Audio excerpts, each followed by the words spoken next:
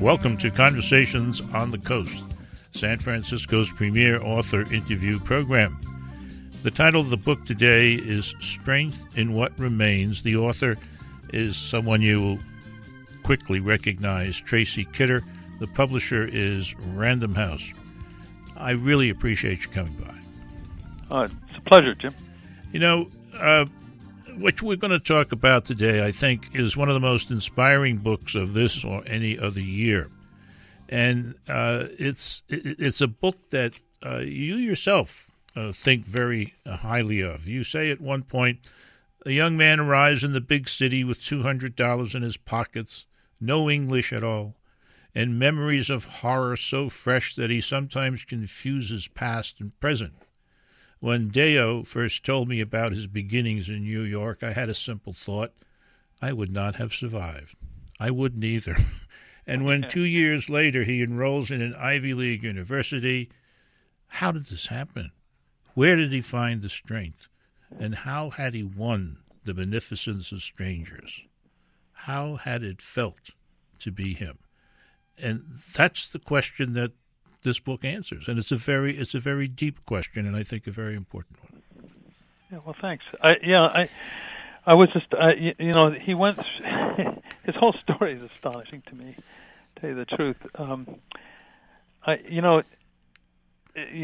escaping first civil war in his native country, Burundi, but escaping to Rwanda, where he thought he'd be safe, but where 6 months later, of course, this notorious genocide began, and then escaping all this on foot back to Burundi and the capital city, and then through a sort of complicated series of almost accidents, the intervention of a friend, he ended up flying to New York City. Yeah, let's pick things up. When he gets to New York City, he's at Kennedy Airport. He has no English that he can really use. He probably knows a few words, and he doesn't even know how to get out of the airport. And he doesn't even know how to get. He doesn't. It's not too promising at immigration. Now, mind you, this was well before 9/11. This is 1994, so we're not talking about immigration. Wasn't quite what it is now, but they couldn't communicate with him, the agents, so they called over a guy, a baggage handler who was from Senegal. Yeah. And he interceded really on Deo's behalf. And once he got him through, he invited him home. And Deo was delighted, of course. But home turned out to be an abandoned tenement in Harlem. This guy, the baggage handler, nice guy, was from Senegal, and he was only in New York to make some money and go on home, and he was living as cheaply as possible. And while he was there, everything was more or less okay. The tenement was horrible, of course. But once he left, things got a little scarier. Although Deo's first trip on a subway alone, he got lost for almost an entire day. Well, you used to be able to do that for a dime years ago. Yeah, right. Yeah. Not anymore. Not anymore. One of the things that he can't leave behind and he can't escape are certain feelings, and he has a lot of trouble trying to fall asleep. Again and again, you write, on the perimeter of sleep, he was visited by sudden vivid images of machete and flesh, and by those dreams in which sooner or later he had to run, but he couldn't move. Yeah, that's an awful thing to carry around. Yeah, it is, and I think everyone who has survived these kinds of awful events, which seem to continue, these recurring catastrophes in the world, probably carries a pretty heavy load of memory. And I'm not a great expert in how they deal with it in the various ways, but I assume everyone has his or her own way. His way is quite fascinating to me. Maybe I could go on with the story. I mean, he ends up delivering groceries for Gristedes, among others. Yeah, he's making $15 a day for 12 hours of work, and he was really pretty near despair. He had been a medical student, and he's feeling like he's being treated as someone with a primate brain, as he put it. And he's pretty near despair, and he's feeling pretty sick, and and he has a stroke of great good fortune. He's delivering groceries to a church on the Upper East Side, little Catholic church, and an ex-contemplative nun who's there receives him, and she speaks a little French, and she takes a great interest in him, and decides that what he needs is a family. And she's just indefatigable, this woman. She's amazing. I mean, she's ethereal, and yet, she just is absolutely determined. And we will talk about this wonderful woman and some of the other folks who helped him on his Jim. trip. You're listening to Conversations on the Coast with Jim Foster. Now you can find this program on iTunes, SoundCloud, and all your favorite digital outlets. Follow the show on Twitter at Jim Foster COC and email jimfostercoc@gmail.com. Strengthen What Remains. That's the title of the book. Tracy Kidder is the guest. Actually, the book has an interesting subtitle, a reading line, A Journey of Remembrance and Forgiveness. We'll talk about that a little later, perhaps. Jonathan Harr, who wrote a book called The Civil Action and another one called The Lost Painting, says in part, read this book, and it's one that you will not likely forget. The story of a journey, classical in its way, but contemporary and very modern in its details. It's written with such simplicity and lucidity that it transcends the moment and becomes as powerful and compelling as those journeys of myth. There is something mythical about his journey, isn't there? I guess so. If Jonathan says so. Yeah, I'll buy that. I never thought of it. Frankly, I was just trying to tell the story as well as I could. Well, yeah, no, you're very much the reporter here, the journalist, rather than, a big storyteller. I mean, but it turns out that this is a very large story, very important one, I think. The people that helped him along the way, I think they're very, very important. And we already talked about Muhammad, who didn't have much to offer, but he gave whatever he had, which I think is an interesting tribute to him. Yeah. And then you talked somewhat about the ex nun. Yeah. Who is She's relentless. the one relentless but lovely. She decided he needed a family, and she finally found this couple, who a painter, an artist, and painter, and sociologist. Nancy and Charlie Wolf. Charlie. Yeah. Yep. And neither young nor rich, but big-hearted and brave, obviously. Yeah. And they essentially adopted him. I mean, it had its ups and downs. And of course they hesitated for a while before they did this, but they're really his American parents. And they paid his way through ESL. Columbia University has a rigorous ESL program, and Dale went through that and then enrolled as an undergraduate at Columbia. Columbia was of enormous importance to him, I think. When he went there, he was a medical student, and in a way it felt to him like a demotion, because he'd already gone through 3 years of medical school in Burundi. But he majored in biochemistry, but he also had a sort of second major in philosophy. Mm-hmm. The least lucrative possible. What a combo! You can imagine. And I asked him why he did it, and he said, "I wanted to understand what had happened to me." Uh-huh. And of course, like all students of philosophy, he didn't get answers, just more questions. But it gave his mind time to roam, to open and to I think to quiet down. And I think it also, sent him back on a path that doesn't necessarily quell his memories, but I think it suggested to him a way of dealing with them, and that is, the eternal questions he was asking, questions about God and man, good and evil. Mm-hmm. I mean, clearly don't have answers, but I think what he realized was that sometimes the answer lies in your own hands. You have to do something.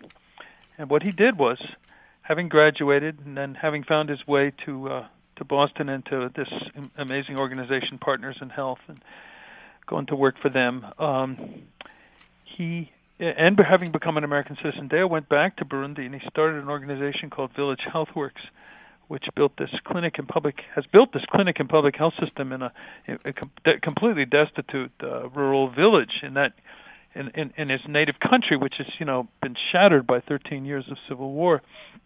It's a marvel what he's done there, and I think it's in a sense. I think it is his solution, It could be. To this burden. You skipped too quickly for me over a very important figure, I think, Dr. Paul Farmer. He's perhaps the founder of that group. Well, he's one of the founders, but he's really the progenitor of Partners in Health. Yeah, he's a Harvard-trained infectious disease specialist who years ago set up with the help of a whole lot of friends, set up a clinic in Haiti, and that organization has become, one of the real players and important players in international health. It's an organization dedicated to bringing public health to some of the poorest people in the world. And Deo, an incredibly tireless worker, was just what the organization in Boston needed at the time.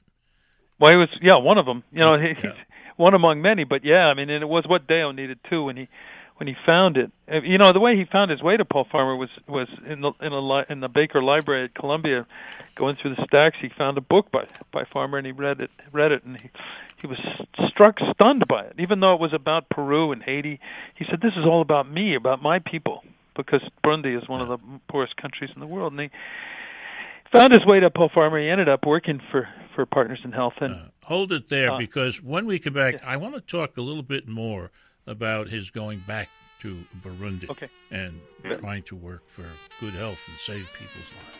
You're listening to Conversations on the Coast with Jim Foster. Now you can find this program on iTunes, SoundCloud, and all your favorite digital outlets. Follow the show on Twitter at JimFosterCoc and email JimFosterCoc@gmail.com. This is Conversations on the Coast. We're talking today to the wonderful Tracy Kidder. You know him as the winner of the Pulitzer Prize, and for titles like House, Among School Children, The Soul of a New Machine, on and on. And I insist, this is one of his most inspiring books ever, if not the most inspiring book ever. Albert Koltlowitz, who wrote a book called There Are No Children Here, says Tracy Kidder's Strength in What Remains is a tour de force, inspiring. See, he agrees. Moving, gripping. Deo's story is remarkable, stunning, really. His journey is the story of our times, one that keeps the rest of us from forgetting. This book will stir the conscience and resurrect your faith in the human spirit. Where did he get his name from? His full name is Deo Gratias. Deo Gratias. That's church Latin. It means thanks be to God. Yeah. And he got it from his mother because she was pleased to have him, I guess? Well, she had a difficult pregnancy with him, and so she. Well, it speaks for itself. Yes, it does. She didn't know who else to thank, and that's it. Yeah, right. Yeah, we're going to move forward now to the period 2006-2008. He has been going to the Dartmouth Med School, but he decides that now is the time to work full-time on what is kind of been his dream. What is that? Yeah, when he was a young man, he a high school student, he rallied a bunch of friends of his to try to build a clinic in a very poor village where up near where he was born and raised, and he failed, but it wasn't for lack of trying. Mm-hmm. And in a sense, this was kind of knitting his life back together. This life that had been torn in two by war. He was enrolled in medical school here, and he was trying to do both things, and it just didn't work. Medical school's too hard. Yeah. So he withdrew from med school, and he went back to Burundi and did this clinic, this thing, Village Health Works, which is more than just a clinic. It's really a public health system that's, it was a pile of rocks when I saw it in 2006. Since then, it has but in its first year and a half of operation, it's seen 28,000 different patients, most of them for free. It supplied clean water and to the whole region, and food to the hungriest people, and decent medicine.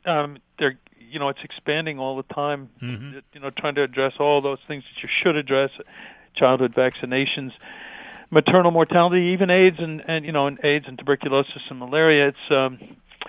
It's really quite a wonderful thing. The story I love about it, I mean, people are coming from all over Burundi to go there, and people are coming even from Congo and Tanzania.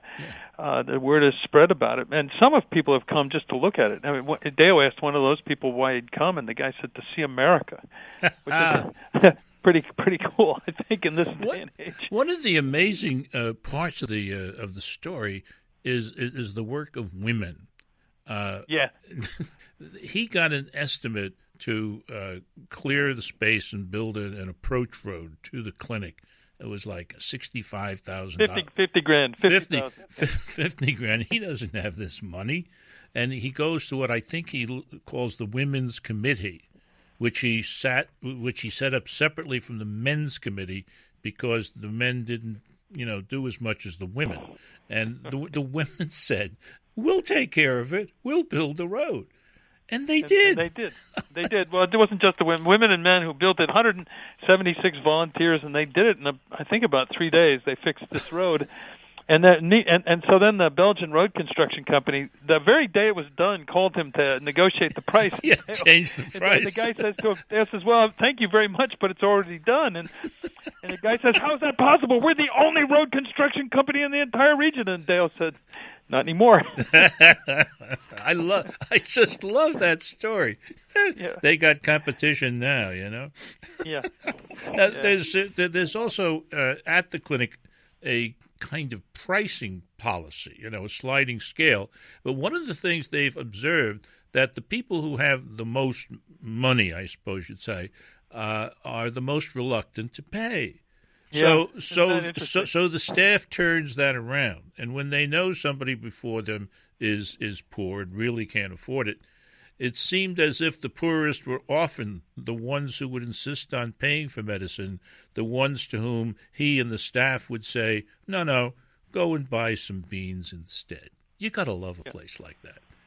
Yeah. Really, I mean, it's just amazing. Yeah. Well, that is the spirit that he acquired while working at Partners in Health. And I should say, that this Village Healthworks clinic is a sister organization of Partners in Health. It raises its own money, but it's gotten help from Paul Farmer and all the and the others in Partners in Health and almost every department. From drug procurement to training of nurses to training of doctors.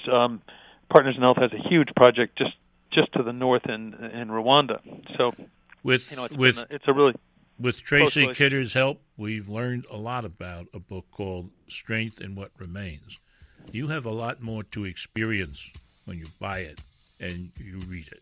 Tracy Kidder, Strength in What Remains. This is Conversations on the Coast, and I'm Jim Foster. Now you can find this program on iTunes, SoundCloud, and all your favorite digital outlets. Follow the show on Twitter at Jim Foster COC and email jimfostercoc@gmail.com.